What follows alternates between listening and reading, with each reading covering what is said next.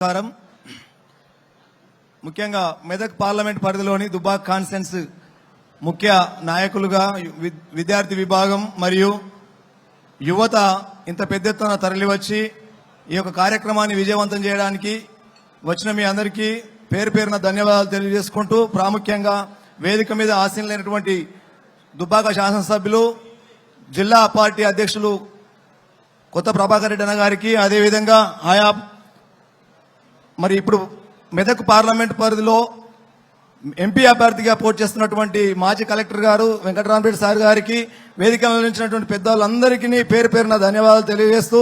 ఎందుకంటే సమయం ఎక్కువ లేదని చెప్పి ముందుగానే ఆదేశం జారీ చేసిండు అన్న.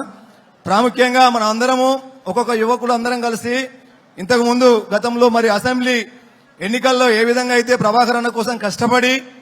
మరి అత్యధిక మెజారిటీ 54,000 పైచిలకు మెజారిటీ అంటే ఏ విధంగా అయితే ఏ ఒక్కరు అనుకుంటే వచ్చింది కాదు, అది ఇక్కడ ఉన్నటువంటి దుబ్బాక కాన్స్టిట్యుయెన్సీలో ఉన్నటువంటి యువత మొత్తం అనుకొని ఒక్కొక్క యువకుడు ఒక శక్తి లేక తయారై మరి శక్తి వంచన లేకుండా పనిచేసినాం కాబట్టే ఆ రోజు మనకు మరి ఆ యొక్క 54,000 పైచిలకు మెజారిటీ వచ్చింది. కాబట్టి అదే స్ఫూర్తితో ఇంకా అంతకు రెట్టింపు స్ఫూర్తితో మరి పనిచేసి వెంకటరామరెడ్డి సార్ గారిని కూడా మరి పార్లమెంటుకు పంపించేటువంటి మన యొక్క ప్రయత్నంలో ఏమాత్రం వంచన లేకుండా లోపం లేకుండా కష్టపడాలని దయచేసి మీ అందరికీ సవినయంగా వేడుకుంటున్నా. అదేవిధంగా మరి సార్ కూడా అనేకులకు అంటే చాలా పేదవాళ్లకు